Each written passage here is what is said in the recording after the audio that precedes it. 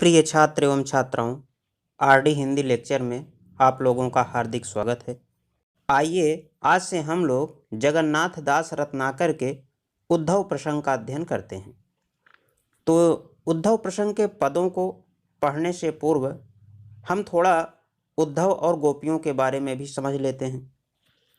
देखिए, जब श्री कृष्ण गोकुल छोड़कर मथुरा चले जाते हैं तो वहाँ पर वह लोकहित के कार्यों में इतने व्यस्त हो जाते हैं कि उन्हें दोबारा कभी गोकुल आने की फुर्सत ही नहीं मिलती। वे बराबर गोकुल को याद करते रहते हैं। कृष्ण के एक मित्र थे जिनका नाम उद्धव था। उद्धव बड़े ही ज्ञानी और सिद्ध पुरुष थे और उन्हें अपने ज्ञान का गर्व भी हो चला था। वे सदैव ही भक्ति मार्ग की निंदा करते थे। श्री कृष्ण उद्धव के इस ज्ञान गर्व को दूर करना चाहते थे और इसीलिए उन्होंने उद्धव को गोपियों को समझाने हेतु गोकुल भेजा। जब गोपियों को यह पता चलता है कि मथुरा से श्री कृष्ण का संदेश लेकर उद्धव आए हैं तो वे एकदम से व्याकुल हो जाती हैं और उद्धव को चारों तरफ से घेर लेती हैं। वे श्री कृष्ण का प्रेम संदेश सुनने को अत्यंत लालायित हैं, किंतु जब उद्धव उन्हें अपने निर्गुण ब्रह्म का ज्ञान देना शुरू करते हैं तो उनकी दशा खराब हो जाती है। वे उद्धव को फटकारना तो चाहती हैं, किंतु कृष्ण का मित्र होने के कारण थोड़ा संकोच भी करती हैं, क्योंकि गोपियों को तो कृष्ण की भक्ति के अलावा और कुछ अच्छा ही नहीं लगता। उसी समय संयोग से एक भंवरा वहां पर आ जाता है, जिसे लक्ष्य करके गोपियों ने उद्धव को खूब खरी खोटी सुनाई। गोपियों ने भ्रमर को प्रतीक बनाकर अन्योक्ति के माध्यम से उद्धव और कृष्ण पर जो व्यंग किए एवं जो उपालंभ दिए हैं उसे ही भ्रमर गीत के नाम से जाना गया है। भ्रमर गीत प्रसंग में निर्गुण ब्रह्म का खंडन, सगुण का मंडन तथा ज्ञान एवं योग की तुलना में प्रेम एवं भक्ति को श्रेष्ठ बताया गया है। तो यही कुल मिला के उद्धव प्रसंग है, जिनमें उद्धव और गोपियों के संवाद को प्रस्तुत किया गया है। तो आइए अब हम इसके पहले पद को देखते हैं। भेजे मन भावन के उद्धव के आवन की, सुधि ब्रज गावन में पावन जबै लगी। कहे रत्नाकर गुआलिन की झौरी झौरी, दौरी दौरी नंद पौरी आवन तबै लगी। उझक उझकी पद कंजन के पंजन पे, पेखी पेखी पाती छाती छोहन छबे लगी। हमको लिखो है कहाँ, हमको लिखो है कहाँ, हमको लिखो है कहाँ, कहन सबे लगी। तो ये बड़ा ही भावात्मक पद है। पहले हम इसके शब्दार्थ को देख लेते हैं। भेजे मन भावन की, यहाँ मन भावन से मतलब मन को अच्छे लगने वाले या मन को परम प्रिय अर्थात श्री कृष्ण। आवन की यानी आगमन की। सुधि, सुधि का अर्थ यहाँ पे सूचना से है। झौरी झौरी, झौरी यानी झुंड के झुंड या समूह के समूह। अब पौरी, पौरी का अर्थ होता है द्वार। उझकी, उझकी का मतलब होता है उचक कर यानी ऊंचे उठ उठ कर। पद कंजनी, पद यानी पैर, कंज यानी कमल, तो पद कंजनी का मतलब कमल रूपी पैर, और पंजनी, पंजनी का अर्थ है पैर के पंजों पर। पेख पेख यानी देख देख कर। छोहन यानी प्रेम से, और छबय, छबय का मतलब छविमान। तो पहले हम इसका संदर्भ देख लेते हैं। प्रस्तुत पद हमारी पाठ्यपुस्तक हिंदी के काव्यखंड में उद्धव शतक शीर्षक से संकलित है।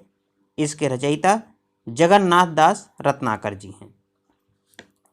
प्रसंग, तो प्रस्तुत पद में गोपियों को जब यह ज्ञात हुआ कि उद्धव उनके प्रिय श्री कृष्ण का कोई संदेश लेकर आए हैं तो उनके मन में अपने प्रीतम श्री कृष्ण का संदेश जानने की उत्कंठा तीव्र रूप में जाग उठती है और वे सभी नंद के द्वारे पहुंच जाती हैं।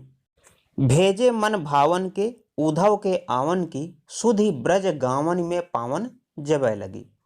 अर्थात मन को अच्छे लगने वाले अत्यंत परम प्रिय श्री कृष्ण के द्वारा भेजे हुए उद्धव के ब्रज में आगमन की सूचना जब ब्रज के गांव में फैलने लगी, तब कहे रत्नाकर ग्वालिन की झौरी झौरी, दौरी दौरी नंद पौरी आवन तबय लगी। रत्नाकर कवि कहते हैं कि कृष्ण के वियोग में व्याकुल गोपिकाओं के झुंड दौड़ दौड़ कर नंद के द्वार पर आने लगे। उझकी उझकी पद कंजन के पंजन पे, पेखी पेखी पाती छाती छोहनी छबय लगी। उद्धव के हाथ में श्रीकृष्ण के पत्र को देख करके गोपिकाएं उसे देखना और छूना चाहती हैं। वे अपने कमल रूपी चरणों के पंजों पर उचक उचक कर उस पत्र को देखने लगती हैं और अपने हाथों से छूना चाहती हैं। उनका हृदय विकलता मिश्रित उत्कंठा से भर उठा।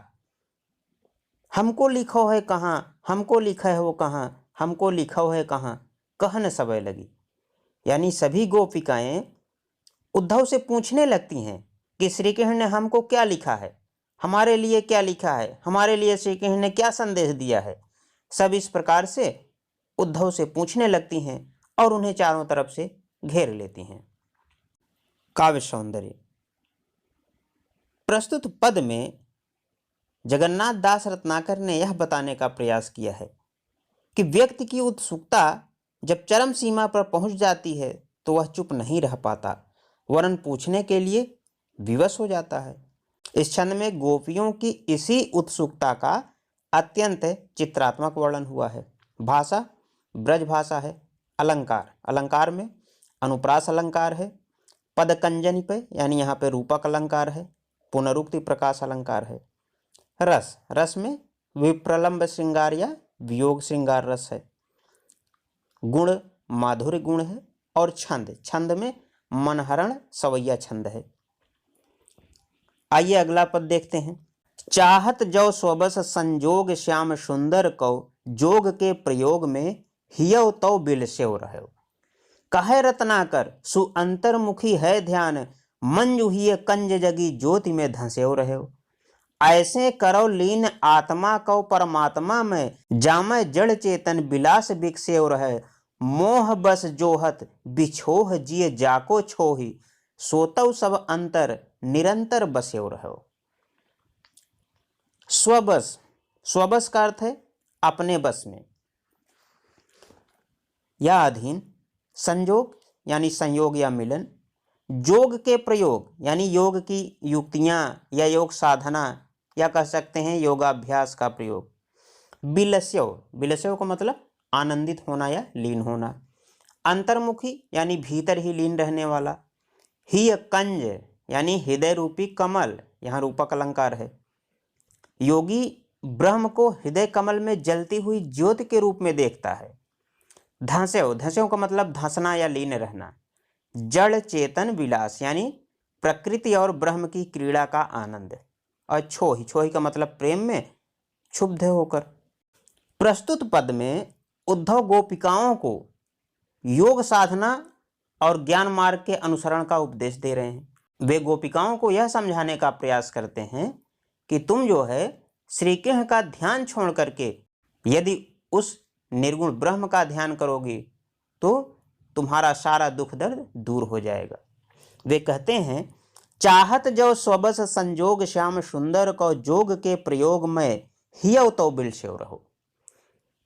उद्धव गोपियों से कहते हैं कि यदि तुम श्याम सुंदर अर्थात श्री कृष्ण से संयोग या मिलाप को अपने अधिकार में करना चाहती हो तो तुम अपने हृदय को योग साधना या योग की क्रियाओं में लीन करके आनंद का अनुभव करती रहो। कहे रत्नाकर सु अंतर्मुखी है ध्यान, मंजू ही ये कंज जगी ज्योति में धंसे रहो। रत्नाकर कवि कहते हैं कि उद्धव गोपियों को समझा रहे हैं कि तुम्हें अपने मन को अपनी अंतरात्मा की ओर उन्मुख एवं आत्मलीन करके अपने हृदय कमल में प्रकाशित उस दिव्य ज्योति में लीन रहना चाहिए, अर्थात निरंतर उस परम ब्रह्म में ध्यान को लगाए रखना चाहिए। ऐसे करो लीन आत्मा को परमात्मा में, जामय जड़ चेतन विलास बिकसेव रहो। अर्थात तुम अपनी आत्मा को उस परमात्मा में ऐसे लीन करो जिससे जड़ और चेतन का आनंद प्रकट होता रहे। जिस प्रकार ब्रह्म का साक्षात करने वाला जो योगी होता है, उस योगी को जड़ तथा चेतन में एक विलक्षण आनंद की प्राप्ति होती है। उसी प्रकार तुम भी जड़ और चेतन में एक अद्भुत आनंद की अनुभूति करो। मोह बस जोहत बिछोह जिए जाको छोहि, सोतौ सब अंतर निरंतर बसे रहो। वे कहते हैं कि तुम सब अज्ञानवश क्षुब्ध होकर जिसके वियोग का अनुभव करती हो, वह परमात्मा तो सभी के हृदय में सदैव ही विद्यमान रहता है, बस उसे अपने अंदर महसूस करने की आवश्यकता है। काव्य सौंदर्य। प्रस्तुत पद में उद्धव ने गोपियों को निर्गुण ब्रह्म की भक्ति और उसका ध्यान करने के लिए प्रेरित किया है। भाषा मुहावरेदार सुंदर ब्रज भाषा का प्रयोग हुआ है। अलंकार में अनुप्रास एवं यमक अलंकार है। रस में शांत रस, गुण प्रसाद गुण और छंद मनहरण सवैया छंद का प्रयोग इसमें हुआ है। तो इस प्रकार हमारे इस पद की व्याख्या भी पूर्ण होती है। आशा है आज का यह वीडियो आपको अच्छा लगा होगा। अगले वीडियो में हम शेष पदों का अध्ययन करेंगे। तब तक के लिए नमस्कार।